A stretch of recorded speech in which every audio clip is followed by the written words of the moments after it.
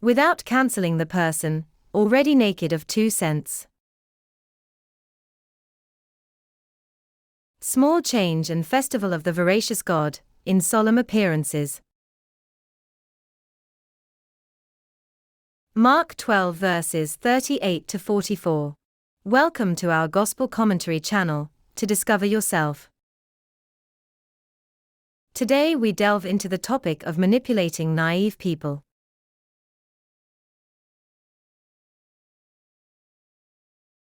Sometimes official spiritual guides themselves mortify the personalism of the Gospels. In fact, behind an apparent plausibility, it is precisely the small and humble who are burdened by unsustainable weights and teachings. For a more complete overview of our human, cultural and spiritual proposal, we suggest you visit the website juvie.art. Jesus faces the treasure of the temple, the true God of the entire sanctuary. The comparison is merciless, one opposed to the other, verse 41. An enigma that could not be resolved with a simple purification of the sacred place, or a patching up of the devotion. It may surprise you, but the Gospel passage does not sing the praises of individual humility, which through faith deprives itself of everything.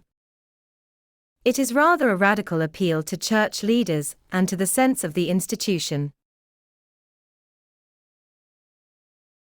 The Lord is saddened by every expropriation conditioned by fear. Fear, in fact, takes away life from those who do not enjoy fullness. Christ mourns the subordinate condition of the miserable and neglected. He does not make it ascend to the pulpit. He does not credit the situation.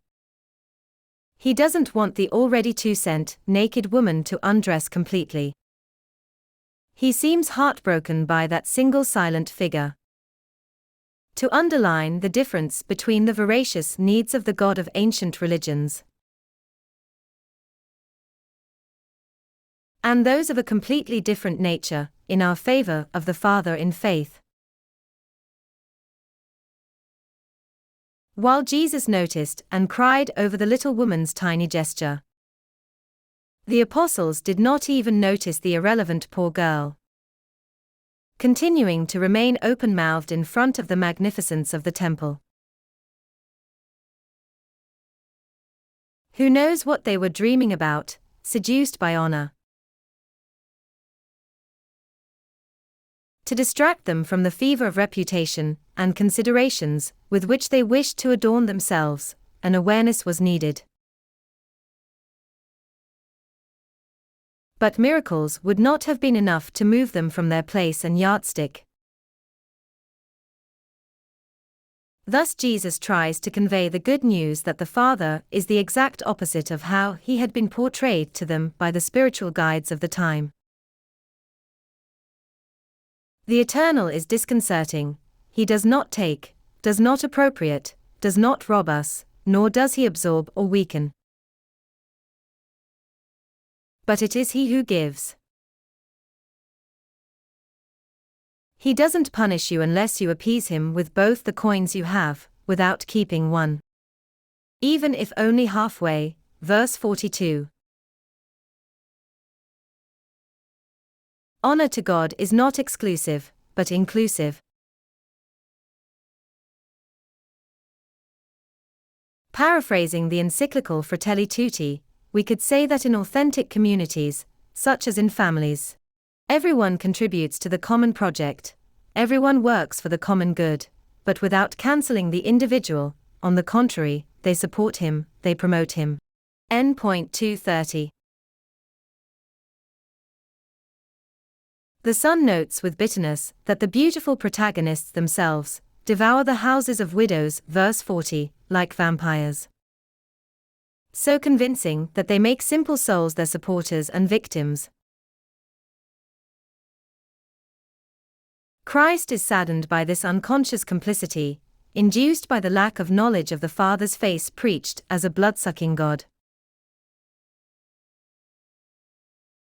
In fact, In the path of personal faith, true believers are not repeaters of external roles, verses 38 to 40. We collaborate in the creative and divinizing work of the eternal by proposing ourselves as vital nourishment for humanity from which the spouse has been taken away, here in the figure of the poor widow who bleeds to death. In short, we must no longer waste away and wear ourselves out for the glory of the Almighty, but rather enrich ourselves with Him and fully pronounce us a God of substance, with little superficial appearance.